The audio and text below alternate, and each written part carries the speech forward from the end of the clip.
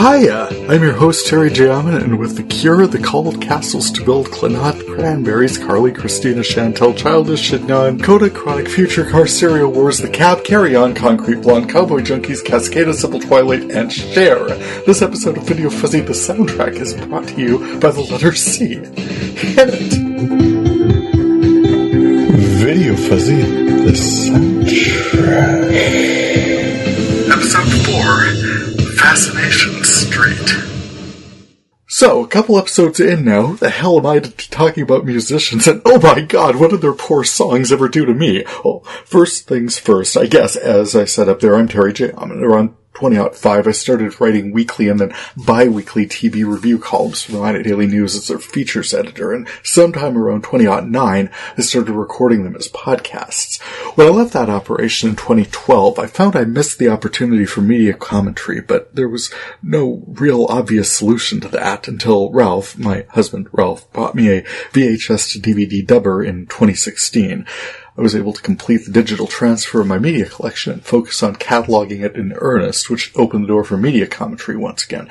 My podcast, VideoFuzzy, was born in June 2017, and since then I've cataloged through the midpoint of my media collection. Alternately, my music collection had always been a bit of a Borg cube with tons of different artists and influences, also well worth exploring, but it had its own issues, which I've touched on elsewhere already. But as for me, I've had a lifelong fascination with the broadest range of musical influences and formats, from live concerts to tapes, records, and digital downloads. Hell, I actually owned an 8-track tape player at one point. Last fall, I determined I wasn't going to wait until I was in my 60s to explore this collection, and since I wanted to share that as well, voila, here we now have 4 episodes of VideoFuzzy the Soundtrack. As for what happens in these recordings, I find I'm carried along by memory and emotion to convey a suggestion of the artistry I'm reacting to. I have a base appreciation for melody and harmony developed from years in church choirs, and no songs were knowingly harmed in the recording of this podcast. I hope anyone hearing my whatever the hell I'm able to come up with hops immediately online to track the artist's actual original work for themselves and maybe even purchase it through whatever distribution agreements are in place. I'm very pro artists getting paid. In between this podcast and Apple Music and whatever music service you're subscribed to, you can throw them a little love. So, that's me, and that's what I'm hoping to do here. And now, title track. I bought my first 2 cassettes with my own money sometime after my freshman year in college, which is a little weird, given how much music I listened to in high school, and inspired as I might have been by the cassette collection put together by my friend Jason. He had 1 million cassettes, including everything Kiss ever put out, and even their obligatory disco LP and all their solo projects. Or he did till his mom threw them out because of Satanic Panic in the 80s. But he's still rebuilt a bunch of that collection when I was hanging out with him, listening to him play drums and being the coolest person I knew. This would have been probably in the 1985 stretch of my life when I was also listening to my friend Troy's Metallica and Megadeth cassettes. Whatever stereo systems involved CDs were still priced a bit out of my range, I think, though my roommate freshman year of college had a CD player and it was awesome. The first CD I bought was Queensryche's Rage for Order, probably in 1989, to replace his, because I played it a lot and scratched it. I made an Echo and the Bunnymen reference last time, dated to that year, 1988, then about, so Tim had bought a Echo and the Bunnymen CD because it was at the top of the college charts and he was in college. Me, I only bought music if I liked it, especially since I was always broke. I guess I had a bunch of cassettes through this time with a bunch of different music on them because I'd record music off top 40 stations and listen to it in my room. I know we had a stereo with a turntable, but I think I'd gotten a flat top cassette player with record function for my birthday one year. I can't imagine how else I'd come to have it, and when a song came on that I liked, I'd hit record. I'm not remembering a lot of the songs I had from then. I'm pretty sure I had Louise Mandrell singing Too Hot to Sleep and Blue Collar Man by Styx. Probably lots of other ones. I remember dubbing copies of music my sister had, like Madonna's True Blue and the Violent Femmes self-titled LP. That's not the first music I had. I remember listening to mostly 45s and a few long-playing records my folks had at the house, and I had a few 45s of my own that I bought. I also remember getting upset at receiving either a Juice Newton or a Pat Benatar LP, even though I liked them, because I wasn't a girl, and Well, just put it like this. If I could talk to that weird little kid I was back then, I would have so very much to say to him.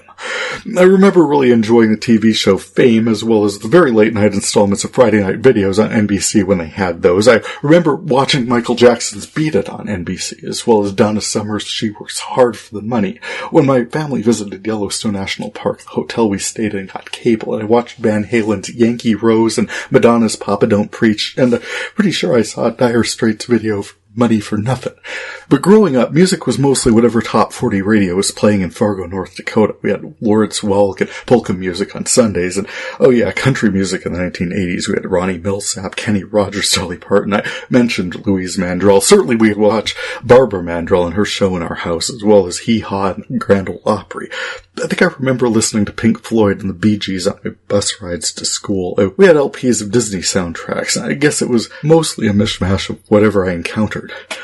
I tried learning to play it, but in the case of my instruction, perfect remained the enemy of the good. I'd have a whole song in front of me, but if I made a mistake, I'd start over, and I made lots of mistakes. So I never got talented. To this day, even the little clips in this podcast are the result of many abortive attempts to find the sound I'm looking for. Though I do love music, I love creativity and talent most of all, but I love when all three come together and convey a point of view, a new way of seeing the world that I'd never thought of, or describing it in ways that I'd never had. All of this by way of remembering when I bought my first 2 cassettes, I didn't really have a place for them. I had several loose cassettes hanging out in a portable case somehow, some with plastic cassette holders, most of them with scribbled ballpoint labels, so the 2 I bought, I think when I was living in Grand Forks actually, though I can't for the life of me remember buying music there, were Disintegration by The Cure and Sonic Temple by The Cult.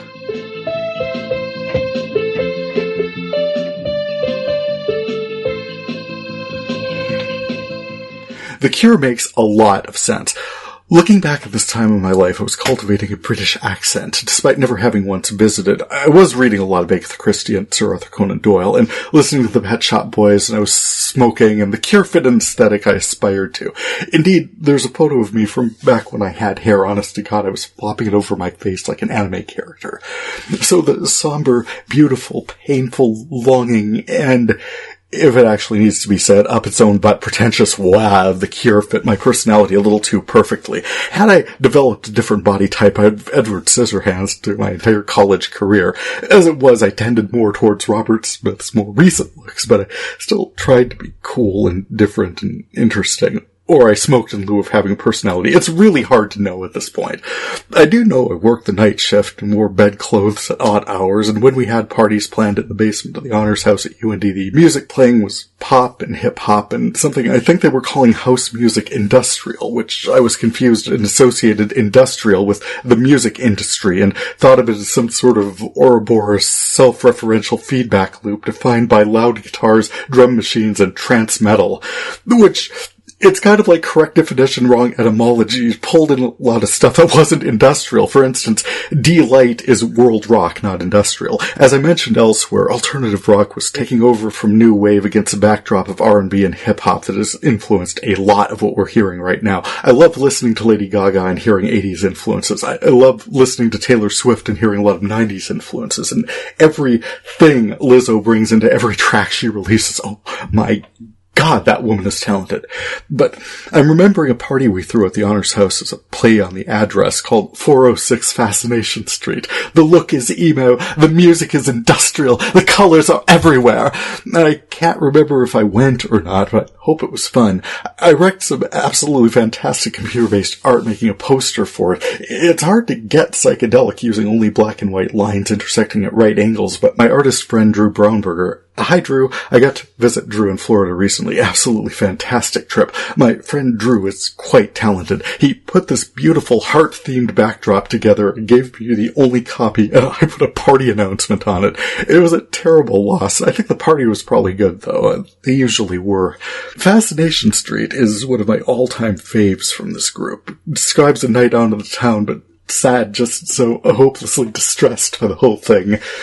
It's opening time down on Fascination Street, so let's cut the conversation and get out for a bit, 'cause I feel it all fading and paling, and I'm begging to drag you down with me, to kick the last nail in. Yeah, I like you in that. Yeah, I like you to scream, but if you open your mouth, I can't be responsible for quite what goes in, or to care what comes out. So just pull on your hair, just pull on your power, and let's move to the beat like we know that it's over. It's going on just over my shoulders, so go on your face, just pull on your feet, and let's it opening time down on Fascination Street. Other tracks I love from this release were the plaintive longing love song, the twisted imagery of lullaby, the beautiful poetry of pictures of you. This band, the music is cemented into me, and I'm very glad I discovered them when I did. I had been a fan of Queensryche. I enjoyed hair metal, but as cornerstones go, Disintegration is a good fit for my personality and my collection. Years later, I added their best of release, Galore, and I have so many duplicate tracks from that, which is fine since I brought Disintegration in for cassette, and the tracks from Galore CD are my collection of a much higher sound quality. Making somewhat less sense to me now, I think I can figure it out, is Sonic Temple by The Cult. It starts strong with Sun King and Fire Woman, maintains some great energy through American Horse, and then floats into a completely new and different space with a ballad that caught my ear hard when it was released as a music video. It's called Edie, Ciao Baby. Now, I was buying singles through this period, and I imagine if this had been released as one, I wouldn't have heard anything else by this group. For sure, the strident Soldier Blue and Wake Up Time for Freedom, some star-spangled imagery and Sweet Soul Sister fit a post-Reagan late 80s aesthetic that wouldn't have necessarily been a draw. Listening to them now, I'm absolutely hearing some parallels with the kind of music I was listening to cruising Maine in the backseat of Jason's car. Riffs through Soul Asylum, a little Molly Hatchet-tinged vocal fry and automatic blues of the anti-Sinatra New York City. Hell's Kitchen is a crazy place, I ain't never going back, no, no, no. Hell's Kitchen is a crazy place, I ain't never going back, no. Edie, Ciao Baby tracks is the kind of power ballad metal bands would toss into their set list to get all deep and spiritual while fans start making out. Poison's Every Rose Has Its Thorn, Metallica's Nothing Else Matters, and Beth by Kiss are a few examples. Really, they were produced so reliably they became their own power ballad genre. Sitting here writing about it, Edie, Ciao Baby, I'm seeing a sepia-tone music video, lead singer Ian Astbury.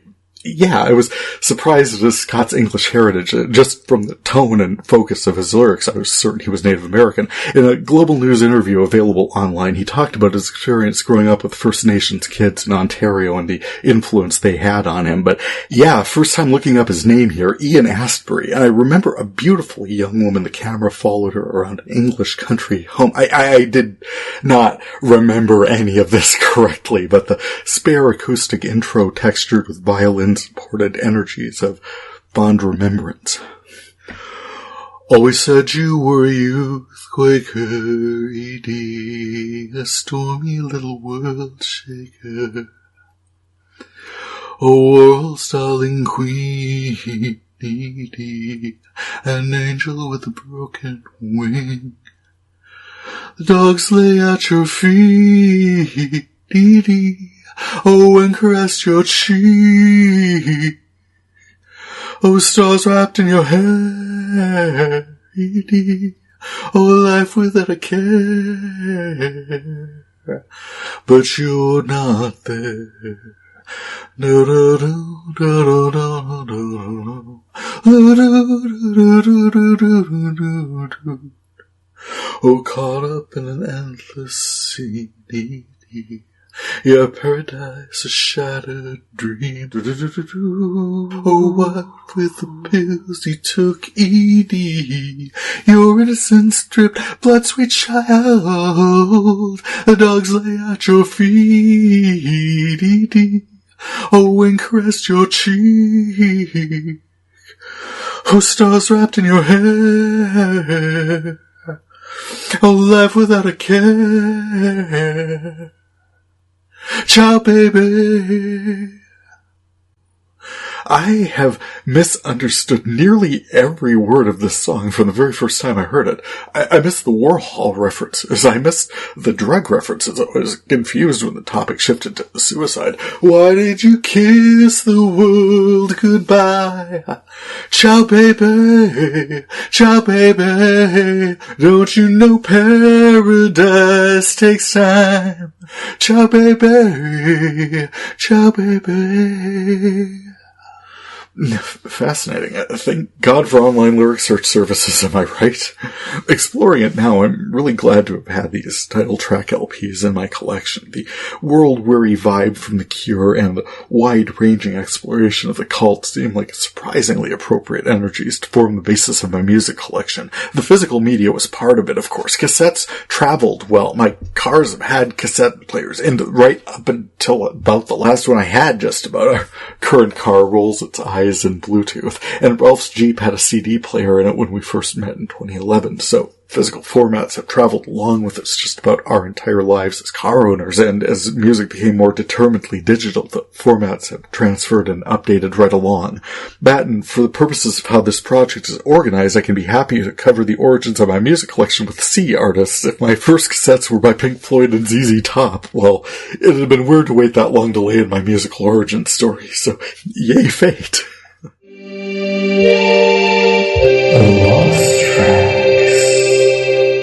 Several singles by artists beginning with C transferred to my PC without authorization and needed to be replaced. I added Malagena Solarosa by Shinyan, both fast and slow versions of Every Time We Touch by Cascada, Oh, Hey, She Bop by Cyndi Lauper, and Bounce by The Cab, Time and Time Again by Chronic Future, California Dreaming by Coda, and Candyman by Christina Aguilera.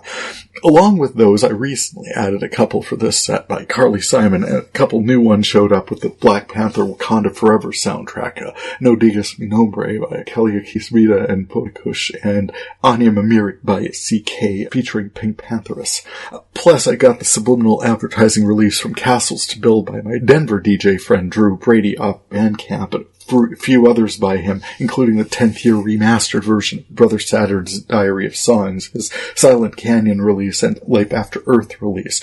And I needed to pull in Taylor Swift's Antihero and a bunch of stuff from Lizzo because yes. Anyway, I talk about a lot of these in my influences and Sparks entries, but I wanted to highlight the California Dreaming cover by Coda here. I have Creek Alley in my collection by the Mamas and Papas, or at least I did. I had to bring that one in again. I did not have California Dreaming by them. I heard it lots of times, and there's a zillion different covers, along with ones I found by Nancy Sinatra and Jose Feliciano. I brought in covers by Wilson Phillips and Sia, but way back when I added the copy I had by a group called Coda, it hit my ear just different enough. I knew that was the one I wanted in my collection. I don't speak Spanish or French or barely English sometimes when I'm putting this together, it seems, but I can kick back and enjoy songs in foreign languages even without the vaguest idea what's going on in the lyrics. And most of Coda's version of California Dreaming is indeed in English. They kept the very nice close harmonies of the original supported by a contemplative string accompaniment with Latin flair, and they have beautiful energy that I think I was listening for with Hispanic voices seeking a new home and new prospects in, my hope was, at least a welcoming space. We were having conversations about dreamers, and I felt this energy took this song with its focus on leaving hidebound tradition behind it, striking out for new horizons to another level. I heard some hesitation in the singer's voices, but also some excitement, and I felt the bilingual take added something for me. Welcome the newcomer, welcome the migrant, welcome people seeking new and better lives. We won't meet our needs on our own. It's foolish to try. America's success depends on expanding our love and celebrating it everywhere it's working. DACA, dreamers, paths to citizenship, Cal America, dreamery becoming a reality. And side note, if I seek to add a cover, at first I'm absolutely interested in hearing that song, but most often I'm trying to hear someone else's take on it, tasting their creativity for new ideas and flavors. I'd added California Dreaming by Coda in the late aughts, reconnected with them briefly when the song was reauthorized on my then dying laptop in the mid-teens, then now again repurchasing it through Apple Music. I love these women. I love their energy. I love their take on this folk classic. I'm so happy to be thus reunited with this song. Way to go, senores. Influences. Artists, I have entire LP releases. The Cure, I have 2, my analog intake of Disintegration and their best of LP galore. I only have the 1 LP by The Cult, Sonic Temple. I probably need to get more. I've just been stocking up my ambient music since my friend Drew Brady in Denver, I mentioned him last time, released Silence My Heart. He has shared dozens of tracks as different personas, including Castles to Build, Silent Canyon, and Orsica. I love the Panic at the Disco style track names for Castles to Build subliminal advertising release. Oh, He Got the Special is just an incredible song, and I want a 20-minute club cut of Be Careful, This One is a Page Turner. While I wouldn't necessarily throw them into regular rotation, there is something wonderful about listening to structured ambient sound and electronica, and he's got an ear that tracks along the edge of mellow chaos that invites contemplation. Oh, I really loved his Orsica release, Hyperspeed, which I told him should be 20 minutes long and playing in every nightclub everywhere. Drew Brady submitted a track for NPR's Tiny Desk celebration of independent artists. I'll share a link in my show notes. You can check him out there. One standout among my LP collection is a concert recording I've got from Chevelle, which is the only copy I've got of the one song I wanted by them, but I enjoy the vibe of a young band appreciating their fans and the draw for their show. They acknowledge that's at least part from the radio play that they enjoyed for The Red, which was the song I was buying when I bought the whole LP. The Red is a great song, generalized angst constrained within the reality parameters of existence in a body. You hear in the voice the restraint of social constraints bust through and the full-throated resolve, letting the audience carry the emotional release in the coda. It was a different experience from the studio track for sure, but it held the same emotional themes, and I enjoyed it. Another long-term entry in my collection dating to the early 90s is Anam by Clannad, which, yeah, it's interesting to me that the name of the LP is an anagram of my name, for sure. Clannad crafts old-world chantcore songs in a mix of English and Gaelic, which, like I mentioned up there, is intriguing to me, particularly the track that drew my interest in the first place, Theme to Harry's Game, re-released in the US in 1992 from its use in Patriot games and included on the cassette that I purchased because I heard it somewhere and really liked it. I wonder how we found out about music before the internet. Top 40 stations don't play everything, and if you don't see movies, you don't necessarily hear music you'd potentially enjoy.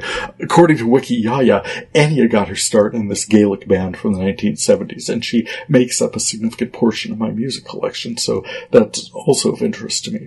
However we encountered it, it seems all the more random now. Probably playlists based on your likes, artists you may like, etc. But I guess with all the actual music being made now, random's got as good a chance of hitting your ear as anything, I guess. Dolores O'Riordan. Oh, wow, the Cranberries. It's just wrong. These singers taken too soon. One problem is that they're forever 25 in my mind. She was as sharp a focus on the troubles through the mid-90s as Bono to me, also a guest voice on Clannad's On release, and I loved the anger and confrontation they managed in their work, and as well, of course, the poetry of their lyrics. Naturally, the version of their 1994 release, no need to argue, that I have in my collection is from cassette, so it's hard to hear them especially well at all, but Dodie O'Riordan's ethereal voice lends a lyrical touch to ridiculous thoughts I have. I have Zombie, of course, their hit songs Linger and Dreams from their 1993 release. I don't have that, but my ears work just fine, so I heard those songs through the early 90s, yes. I feel like this LP gave more exploration to themes of family and heritage and poetry, but the pop-friendly Dreaming My Dreams was charming, while Daffodil's Lament and Yeats' Grave were evocative English major-type entries. I miss her. I wish she'd been able to sing with Bad Wolves in the recent cover of Zombie, and I love that the updated cover became a tribute. It's so powerful. I love it. Speaking of power, breaking form here for a moment. The song wasn't in my collection, but Florio is now. Neoni did a cover of the Kansas anthem, Carry On My Wayward Son. It was Carry On Wayward Son, which Supernatural's production team pulled in for the series finale of that show. I had occasion to play when Drew, I mentioned visiting my friend Drew in Florida. Hi again, Drew. He pulled up music he was listening to, and the Kansas version was among them. I shared the Neoni cover. Look, guys, I'm well aware of the power of music on emotions. I had just listened to the Kansas version, which anyway played throughout the series. Neoni's version, that's the Powells, Sydney and Caitlin Powell, saying their cover over the closing scenes of the show, scenes from the aftermath of the finale. And I broke down. All of these emotions were just sitting there in a box, dormant from November of 2020, which was a fairly fraught time emotionally anyway. Still unvaccinated, scared of catching a thing that drowned me in my own lungs, the election unresolved for way too much of the country, and this show calmly shredding my soul. I sobbed.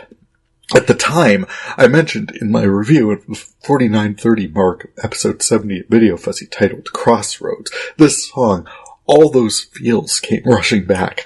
I was in my friend's home more than 2 years removed, safe, happy, on vacation. I'm sitting there sobbing, trying desperately to hold it together. What the actual man? He hadn't seen it. I couldn't explain the hurt I was feeling. I tried to explain what was happening to me. The scenes from the closing of that show, the images were flooding back. Emotional trauma. And yeah, we saw firsthand actual devastation wrought by Hurricane Ian. People trying to rebuild their lives. Damn it, there were boats and trees as we were driving around down there. I'm moved to tears by a song from a show. So, I don't know what that says about me, about this song, about that show. But half a year later, the digging out from under that people are still doing in a place that feels like it could care about its citizens a bit more, but oh well. Whatever it says, it's probably true. And just quick thank you to Drew for whatever needed catharsis listening to that cover represented. It was on me. I pressed play on purpose. I had no idea that was going to happen. Most of the rest of the trip was awesome, and for sure that was awesome. Neoni is awesome, but talk about reconnecting. Just, wow. Sliding back into it, we were still in influences here. One of the cooler voices to emerge from the early 90s, at least in my opinion, was that of Jeanette Napolitano, a lead singer for Concrete Blonde. Their video for God is a Bullet was enough for me to run out and get Recollection, the best of Concrete Blonde, which I don't remember hearing a lot from them beforehand. But God is a Bullet was getting airplay at the time they were passing the Brady Bill and banning military-grade weapons from civilian use. It was just around this time, my early 20s, being introduced to very cool artists I hadn't heard of before in my sheltered top 40 life. Among Frank Zappa and Tom Lehrer, Tom Waits, and Tori Amos. I can't remember, but I think it was my friend Curtis who introduced me to Leonard Cohen. Whoever it was, the version of Everybody Knows I was most familiar with was by Concrete Blonde, which seemed like a good theme throughout the 90s, when it was all Iran Contra and televangelas and Newt Gingrich. And that wasn't even the coolest song on the release, which came out in 1996, and I don't think it took me a lot longer than that to add it to my collection. Her smoky vocals through True are some good sonic reflection. The lyrics do stray a little general, and Dance Along the Edge is just more zeitgeist in a bottle energy. There are some lyrical pieces like Mexican Moon and Caroline and Rockin' Out Still in Hollywood. There's one kind of racy one called The Ghost of a Texas Ladies Man. Everybody Knows isn't their only or even their best cover, although it is wonderful. She dug down deep and found Janis Joplin's Mercedes-Benz. It's on there as a concert recording. It's very cool to hear her dialogue with the audience on that track. One conversation I need to have at some point is where the hell I got this poster of a topless Japanese woman on a Kawasaki. No, I was a big enough fan of the Cowboy Junkies in college. A friend of mine got me this huge poster of lead singer Margot Timmons and Timmons Brothers from their Surrealistic Pillow release. No, I'm misremembering a lot of this. I was weirded out enough by what my reaction to the poster, as described, might be. I had to be prompted to open the Oh, right, I remember it was a birthday present from my friend Mark Mason, which was mighty thoughtful and hung on several walls as I moved over the years. It celebrated Margot's languid, often relationship-focused lyrics as well as female empowerment and advocacy. She sang songs about love and about marriage. Ring on the Sill, an anniversary song. Margot had married a few years before. Those might have been their more commercial pieces, or probably hard to explain and first recollection, but there are a couple that feel like they speak to something women have to deal with in World Predators. There's a song she's got called Hunted, which is a Lifetime Network crime series worth of angst, and then Floorboard Blues, which describes the inner monologue of an after-hours hitchhiker regarding the sleaze offering her a ride home. And just have the one cassette by the Cowboy Junkies, Pale Sun and Crescent Moon. I think my favorites actually were Pale Sun and Crescent Moon, both title tracks. I was actually able to notate chords for Crescent Moon and play it on my MIDI-ready Casio keyboard, which is one of the few I ever tried that with. A friend and at the time co-worker, Jerry, helped me get my keyboard talking to the Mac I was using through the late 90s. A MIDI interface let me play music that would show up on my screen. I thought that was pretty cool.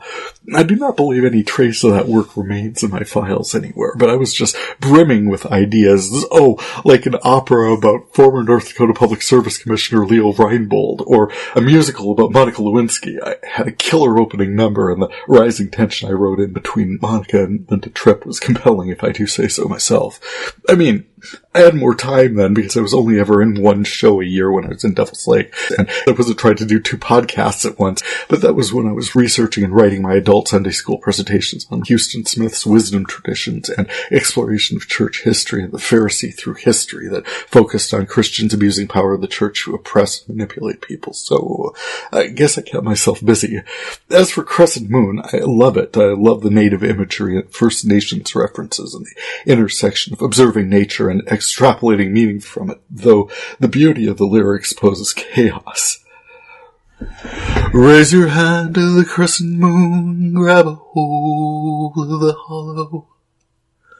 If she sits in the palm of the left, that moon will be full of tomorrow.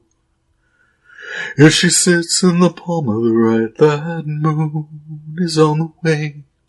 And the love of the one who shares your bed will be doing just the same. Won't you come with me, she said, there's plenty of room in my bed. You're looking cold and tired more than a little human. I know I'm not part of the life you had planned, but I think once your body feels my hand, your eyes will change and your heart will lose its pain. More than a little human. See, down to the floor, charming, but look, if your partner's love for you waxed and waned with the phases of the moon, your life would be emotional chaos. If I fell completely out of love with my husband every new moon, it'd be a tough house to live in. Juliet rejected swearing by such an inconstant thing. No, poetry is gorgeous, but the sentiment is naff. Now, close this bit with a band that creates its own entire ecosystem in which to exist, the Cherry Poppin Daddies. I was really impressed by Zoot Suit Riot when it debuted. When I got the CD, I thought this group time-traveled from the 1920s. Well, there was a track supported by the first Church of Sinatra. But yeah, delicious anachronism. I love their energy. I love the period imagery. Easy, natural. I enjoyed how complete the experience of each song was. It's nothing mailed in, and how wide-ranging the topic choices were. Lead singer Steve Perry, this whole thing is Portland, covered child abuse, neglect, bigamy, obsession, substance abuse, all woven through darkly sinister yet infectiously upbeat and deeply complex bass lines and orchestration. The blonde bombshell destroying man, her blue eyes are smoky like an opium den. First she giggles and blows you a kiss, then she whispers sweet nothings like a serpent's hiss. Broadway rhythm, top hat and cane, popping eyes and flashing feet. Forget the 9-to-5 swastika, just shake, shake, shake, shake, shake your little love maker. Yeah. Perry cultivated a song and a look and brought it all together with theatricality that shines through their videos. I only bought the one CD, but they've released several since then, and they've maintained a gritty blue-collar advocacy that has fun but punches up. I think it's a great fit for my collection. Breakouts. Starting my discussion of artists responsible for multiple songs in my collection, I almost need to run this as correcting an error. It was a phrasing issue. During the early 90s, Cynthia Kerr and Chantel Chamberlain toured as Open Mind, and college student me stared in wide-eyed amazement as they crafted the world they needed to see in front of me. I'll go into this way more when I get to those entries, but my wording sounded like Chamberlain split off as a solo act, and my memory is telling me that Kerr moved back to Australia. Chamberlain continued touring, and I think it was a concert she was playing in Grand Forks. I bought an extended play CD of her original work with 4 tracks on it, and that's the self-titled breakout collection I have from her called Chantel. You said you could see forever when you looked at me, so why am I standing in the doorway watching you pack your things? Did she look at you the way that you once looked at me? Oh, what did I do to hurt you, baby? What can I say to make you stay? And how can I hold on to my heart now? You have taken it away. Have taken it away. Wow. Turning from indie coffee shop fare, Chamberlain has since blazed a trail through the Canadian jazz world, becoming a celebrated interpreter of jazz standards and cover artistry. You can get a taste for current production at her website, chantelc.com, and that link will be in my show notes. It was just so cool to see what artists are up to after they fall off your radar some. Moving on, the year was 2011. Ashton Kutcher replaced Charlie Sheen in 2.5 Men. Bob's Burgers premiered, and, well, no one was watching The Cape. And, oh yeah, for like 18 minutes, Tyler Labine and Judy Greer were playing Beatrice and Benedict types on something called Mad Love. And in Minot, North Dakota, a group called the Cascade Sun released an EP called A Scene a Sailor'd Give His Eyes For. It has 6 tracks of some of the most perfectly positioned material for use in any teen drama on the CW. Hell, they'd have knocked it out of the park for any episode of Grey's Anatomy. This talented young group had great synth support, lyrical guitar tracks, and, oh yeah, killer lyrics. From Sync, we get... Down by the ocean we bottled one wish, sealed up the top, threw it out to the fish, and we sang every prayer that we knew as it rolled through the waves, through the waves.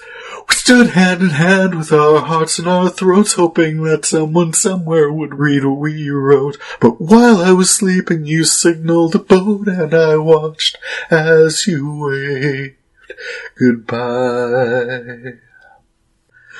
For imagery, poetry, power, no contest. Not to mention, it's unusual to encounter this level of production in a Midwestern garage band, you know. It's no one-off either. The band submitted a damn fine song and interview to a Mellow Yellow Song Contest in 2012. The song, All the Things You Say You Are, explores a relationship ending from the perspective of the person initiating the breakup. And from their astronaut arms... There's no better way to say this. Hold your breath and make one more wish. You and I could sail high above the ancient world. And then we hit the bridge again, accepting the end of a relationship, though unready to move on. Started a fight in the middle of the night. You turned out the light, and I was the first one home.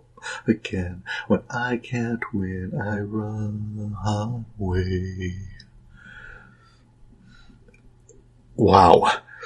All this delivered in a light, clear, easy falsetto that underlined the inescapably earnest sincerity of the presentation. The singer feels everything from the core of his being. This is another band I'd love to have heard more from. And indeed, this project has led me to a little more music by them. So yay for that. They're available through Apple Music, and I can absolutely recommend. Shout out to Tim Blaze of Acapella Science. Most recently, it looks like this young Canadian artist parodied BTS Dynamite in something called Lucasite, available on Apple Music and Bandcamp. I pulled in Evo Devo, his treatise on modular genetic outputs, set to the tune of Despacito, which carries on from Molecules, his discussion of organic chemistry through his reimagination of Ed Sheeran's The Shape of You. Adele's Rolling in the Deep gave him a framework to talk about the subatomic world and Rolling in the Higgs, and finally I've got his original work, Nerds, a Manifesto, a brilliant piece of hip-hop well worth checking out. I pulled in some new Carly Simon when I realized I didn't already have it. I had You're So Vain, and notice I did not have Let the River Run from Working Girl or her Bond theme, Nobody Does It Better. That moved her into this category, and yeah, no, I absolutely feel those pieces should be in here. And I mentioned Britney last time. I found some Christina in here, and my favorite by her is Candyman. Talk about period. She pulled in this vibe from the 1940s, I think. Close harmony presentation with decidedly contemporary lyrics. The video is outstanding. It's well worth checking out. I mentioned something back there called a cassingle, which is a whole-ass cassette with like 1 or 2 songs on it. I'm pretty sure this phenomenon only exists in the year 1992, but I had one by a band called Cause and Effect singing It's Over Now, which I thought was such a cool vibe. Even though I've got the B-side Words to Hold On To, they're much more of a spark, and because of the sound quality, they barely exist in the first place. I figured maybe I'd replace it, so I hopped on Apple Music to search for it, and there's a lot of bands called Cause and Effect. The one you're looking for in this case lists under electronic, and you can find several releases there. One terrifically evocative of this 1994 release, because it's the same people making the same music. It's their 1988 studio LP called Another Minute, and it's yours for $10. You can find It's Over Now on YouTube, and I'm share that link in my show notes, but so far not finding a way to purchase it, only finding ways to let you know about it. The B-side, Words to Hold On To, doesn't appear to be available anywhere, even on the YouTube share of their 1994 LP Trip. I'm not finding it in Apple Music or on YouTube, but there's also a lot of stuff they've released since then in Apple Music, and they're certainly worth checking out either way. As for the sound quality of my analog import, however, I'm just gonna have to remaster the track. I did try. I can't remember where I first heard Car Stereo Wars, but their light, ethereal smooth is just beautiful, beautiful art. Google says it made an appearance in Smallville. Well done. Contrasted with the wholly similar yet completely different vibe that comes through in their also 2008 release, Come to Nothing, which tracks an absolutely terrible first date / one night stand post last call. I've got to imagine middle of the week? You aren't a good man, and you weren't hard to find, and it will come to nothing. Sentiments that need sharing sometimes, for sure. Oh, look! Your Uber is here! Sparks! I want to start this set, artists who only make the one appearance in my collection, with a song I feel certain I heard as part of a teen drama I've never watched on the CW, because that does seem like the source for so many out-of-nowhere, heavily produced, where'd they go songs that seem absolutely perfect for exactly one scene and then somehow also exist in my music collection. Bounce by The Cab, released in 2008. The difference here is I know for a fact this one also had a fantastic music video. A hip, young, very bored crowd all dressed in white mingles at a party serving champagne flutes filled ominously with brightly colored paint. A jaded yet somehow intrigued young woman approaches the band and is handed an umbrella, which she opens just before partygoers start flinging paint at one another, reminiscent of the food fight at the end of Travis's Sing. Visual and conceptual masterpiece. Apparently the band has released a lot of songs since then. I should probably follow up. And I had this band in breakouts, but really what's in my collection is just 2 different takes on the same song, which is so commercial and lyrically so silly it could have been written by AI. Every Time We Touch by Cascada, I've got the synth-pop jam-out club banger version, generic dial-up love song. Every time we touch, I feel the static, and every time we kiss, I reach for the sky. Can't you hear my heartbeat so? I can't let you go. Want you in my life. The whole song is hook. Your arms are my castle, your heart is my sky. They wipe away tears that I cry. The good and the bad times, we've been through them all. You make me rise when I fall. Stop it. It gets worse. Imagine all that at half speed, and now it's a ballad. Forgive me my weakness, but I don't know why. Without you, it's hard to survive.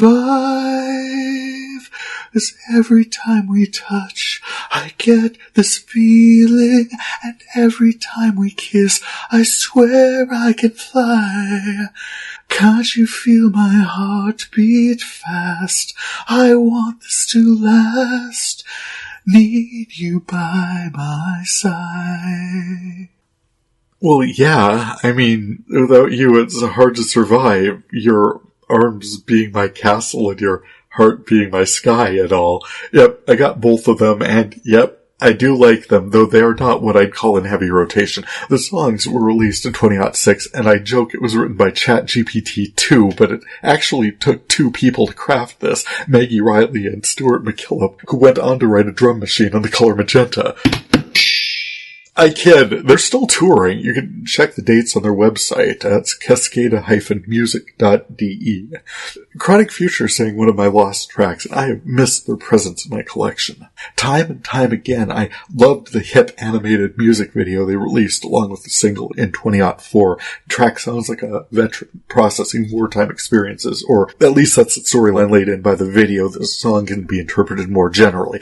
In an era where wartime narratives are made for TV, the humanity of the enemy you're fighting makes for a rough experience. And very clever lyric sparks like, don't erase no part of you that's responsible for your will. And I see you and all the things you do and the way you hide that shadow can't be good for you. Your dark defines your light. And the recurring theme for the piece, you can't keep running away from what you're trying to find.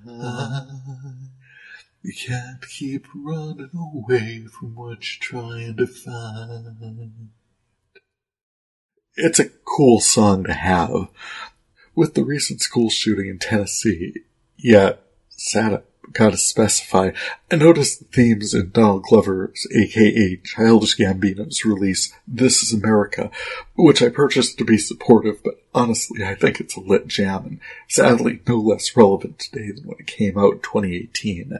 Oh, speaking of lit jams, for my lost track, Holy God, Malagueña Solarosa by Shignon, I have elsewhere poked some fun at Quentin Tarantino for the very deep cuts he pulls in for his productions, but I was not talking about this. This track, running over the closing credits for Kill Bill Volume 2, is one of a handful I pulled in from that soundtrack. I'm truly in love with the energy and the power of the piece, particularly given what we had just witnessed at that point. The man has a fantastic ear for music, and this piece, I needed this piece in my collection for sure. Another track that just hit so hard is one I encountered putting my VideoFuzzy episode together talking about Harper's Island, the bridesmaid who committed suicide rather than be tortured and killed by the serial killer in the piece. Sybil Twilight was singing Letters from the Sky over that scene. One of these days letters are gonna fall from the sky, telling us all to go free. But until that day, I'll find a way to let everybody know that you're coming back. You're coming back for me. There's not much of that show I can say was perfect, but the pairing of that darkly ethereal work with the emotions in that scene was indeed a home run. 'Cause even though you left me here, I've nothing left to fear. Fears are only walls that hold me here.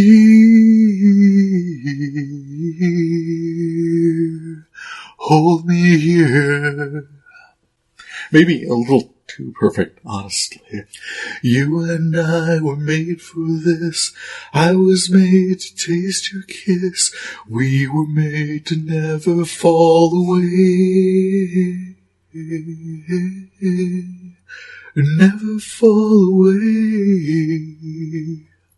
Felt you almost needed a, if you or anyone you know are having suicidal thoughts, contact Suicide Prevention Hotline by dialing 988, because the photography, the actress involved in the tragically romantic story play was a little glamorous, but the song is astonishing.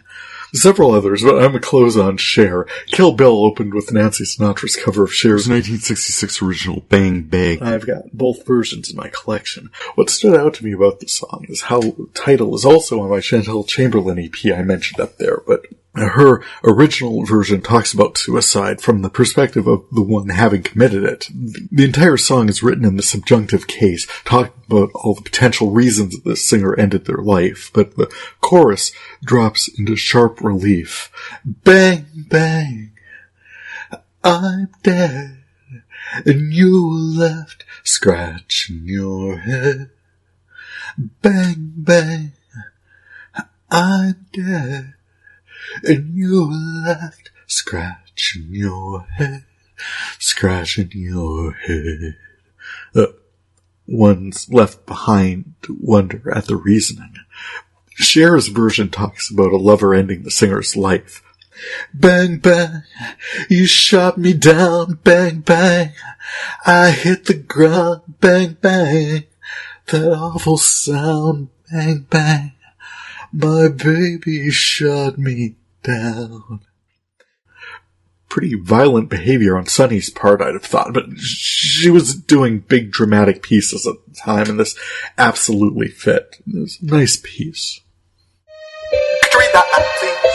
Follow-up.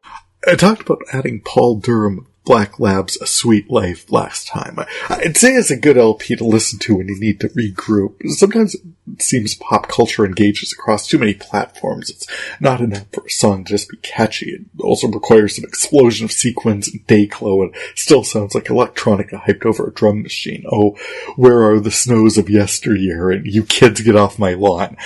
Seriously, what I'm hearing most in these tracks is a longing for simpler times and simpler writing. There are braziers blazing here and there, but Paul Durham's writing tends towards the dimly lit room. It is mild sensory deprivation. There's longing and engagement, but from the perspective of someone who's already moved on a little, is more or less done with the chase and comfortable with the absence. He opened strong with Love Her, and I also enjoyed Right at the Wrong Time, because sometimes life is disorganized. There's one piece, Halo, that sounds for all the world like a cover of something from the 1970s. Visions of Joanna and Highlands Girl sound like they're supposed to be more interesting than they are, and I can set the blame on that for the lyrics. Eyes like diamonds, etc. You're not going to reinvent the wheel in common time, but I feel like the ballad form has been explored so thoroughly it's not wrong to want better imagery. Speaking of, compare Durham's Halo with the Black Crowes' She Talks to Angels. There's Inspired, and then there's whatever Lady Gaga did with Madonna's Career, but this was at least just the one song, which initially I thought would cover a Janis Joplin song from the 1970s, maybe. His closing track, Under the Ice, was perfectly representative of the LP. Of course, if the song is for you, it hits different, and Durham's strength rests more assuredly in his voice than his pen. Expressive, solid emotional impact. His best entries are top 40 caliber stuff, easily, and overall it's a perfectly good LP, if a bit somber. But out walking on a chill wintry day, I might have chosen something a little cheerier. Also, I lied to you all last time. I'm sorry, I try not to do that. You'll find some tracks here and there. Love Her and Right at the Wrong Time are listed in Apple Music and Spotify, but The Sweet Life doesn't seem to be available generally. Fortunately, I did include a link to the Black Lab site with its link to Paul Durham's Indiegogo effort, where I also learned he's in Montana. Very cool. You can buy it through there, and that way probably more of the actual money gets to the artist, too. Paul Durham's Sweet Life. Check it out. Give it a listen for yourself. And that'll wrap us up for the C's. Thanks for checking in on me while I poke around in my music collection. As always, anything that might have reminded anyone of singing in this or any VideoFuzzy production, let me assure you that it wasn't. Any low-bar karaoke attempts you may have encountered in this tiny little project would only have been included for illustrative purposes as part of a fair use review, and certainly weren't meant to infringe on anyone's licensure or copyright. Go forth, buy songs, and support the artists you love. Meanwhile, please add, follow, and subscribe to VideoFuzzy the Soundtrack wherever you get podcasts, and with any questions, comments, or artist suggestions, please contact me through my show notes or by email to tjama1970@yahoo.com. For VideoFuzzy the Soundtrack, I'm Terry J. Aman. Happy listening.